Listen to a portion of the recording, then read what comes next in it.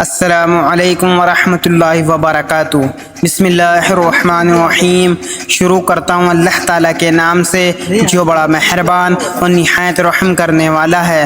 صرف 5 منٹ کا مدرسہ قرآن و حدیث کی روشنی میں اسلامی تاریخ 3 ربیع الاول۔ نمبر 1، حضرت مریم علیہ السلام۔ حضرت مریم علیہ السلام بنت عمران بنی اسرائیل کے ایک شریف خاندان میں پیدا ہوئیں۔ قرآن مجید میں 12 جگہ ان کا نام آیا ہے اور ان کے نام سے ایک مکمل سورت اللہ تعالیٰ نے نازل فرمائی ہے۔ ان کے والد حضرت عمران بیت المقدس کے امام تھے۔ حضرت مریم علیہ السلام بچپن ہی سے بڑی نیک سیرت تھی۔ اللہ تعالیٰ نے اس وقت کی تمام عورتوں پر انہیں فضیلت عطا فرمائی تھی۔ پیدائش کے بعد ان کے والد نے اپنی منت کے مطابق ان کے خالو حضرت زکریا رضی اللہ عنہ کی کفالت میں بیت المقدس کی عبادت کے لیے وقف کر دیا اور اونچی جگہ پر ایک کمرہ ان کی عبادت کے لیے خاص کر دیا۔ وہ ہر وقت عبادت اور ذکر الہی میں مصروف رہتی۔ اللہ تعالیٰ نے غیبی طور پر بغیر موسم کے عمدہ پھل کے ذریعے ان کی نشو و نما اور پرورش فرمائی۔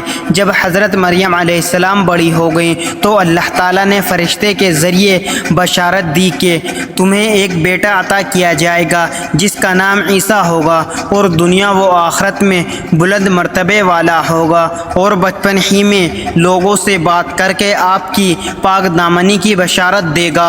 نمبر 2، اللہ کی قدرت۔ جسم میں گردے کی اہمیت۔ کڈنی۔ انسان کے خون میں ہزاروں زہریلے مادے ٹونک کی مقدار بڑھتی رہتی ہے۔ گردے ان زہریلے مادوں کو پیشاب کے ذریعے خارج کر کے بدن کو صاف خون سپلائی کرتے رہتے ہیں۔ اس طرح گردے 24 گھنٹے میں کئی لیٹر خون سے زہریلا مادہ نکال کر پورے جسم کی حفاظت کرتے رہتے ہیں۔ خدا نہ خواستہ اگر یہ گردے کام کرنا بند کر دیں تو بھاری دولت خرچ کر کے بڑی بڑی مشینوں کے ذریعے خون صاف کر کے وہ فائدہ حاصل نہیں ہوتا جو گردوں کے قدرتی عمل سے ہوتا ہے۔ گردوں کے ذریعے خون سے زہریلے مادوں کو خارج کر کے جسم انسان کی حفاظت کرنا اللہ تعالیٰ کی بہت بڑی قدرت ہے۔ نمبر 3، ایک فرض کے بارے میں۔ بغیر وضو کے نماز نہیں ہوتی۔ رسول اللہ صلی اللہ علیہ وسلم نے فرمایا، اسلام میں اس شخص کا کوئی بھی حصہ نہیں جو نماز نہ پڑھتا ہو، اور وضو کے بغیر نماز نہیں ہوتی۔ نمبر 4، ایک سنت کے بارے میں۔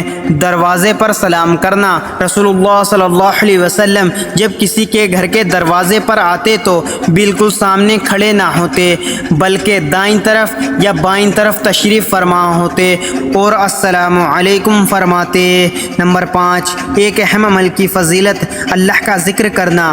رسول اللہ صلی اللہ علیہ وسلم نے فرمایا، جو شخص صبح کو 100 مرتبہ اور شام کو 100 مرتبہ سبحان اللہ و بحمدہ پڑھے اس کے گناہوں کی مغفرت کر دی جائے گی، خواہ اس کے گناہ سمندر کے جھاگ سے زیادہ ہوں۔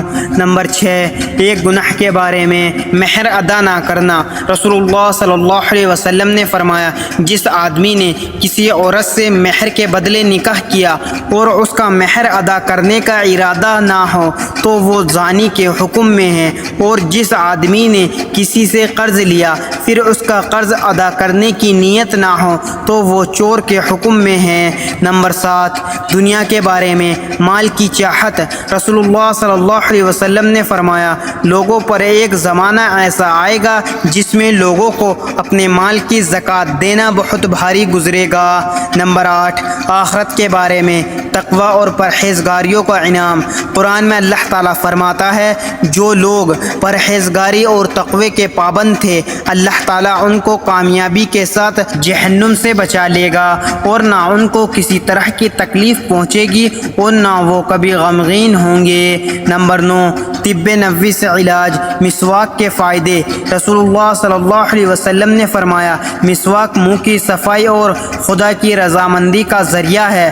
فائدہ۔ علامہ ابن قیم مسواک کے فائدے میں لکھتے ہیں، یہ دانتوں میں چمک پیدا کرتی ہے، منسوڑوں میں مضبوطی اور منہ کی بدبو ختم کرتی ہے، جس سے دماغ پاک و صاف ہو جاتا ہے۔ یہ بلغم کو کاٹتی ہے، نگاہ کو تیز کرتی ہے اور آواز کو صاف کرتی ہے، اور اس کے بہت سے فائدے ہیں۔ نمبر 10، قرآن کی نصیحت۔ قرآن میں اللہ تعالیٰ فرماتا ہے اگر کسی بات پر تم میں اختلاف ہو جائے تو اللہ تعالیٰ اور اس کے رسول کے حکم کی طرف رجوع کرو۔ اگر تم اللہ تعالیٰ اور قیامت کے دن پر ایمان رکھتے ہو یہ طریقہ تمہارے لیے بہتر ہے اور اچھا بھی ہے۔ اللہ تعالیٰ ہم سب کو ان پیاری احادیث مبارکہ پر عمل کرنے اور اپنی زندگیوں کو سنوارنے کی توفیق عطا فرمائے، آمین۔ مزید اسی طرح کی اسلامک ویڈیو کے لیے اگر آپ نے ابھی تک چینل زمان ملک کو سبسکرائب نہیں کیا تو سبسکرائب کر لیں اور ویڈیو کو لائک اینڈ شیئر ضرور کریں۔ جزاک اللہ، شکریہ۔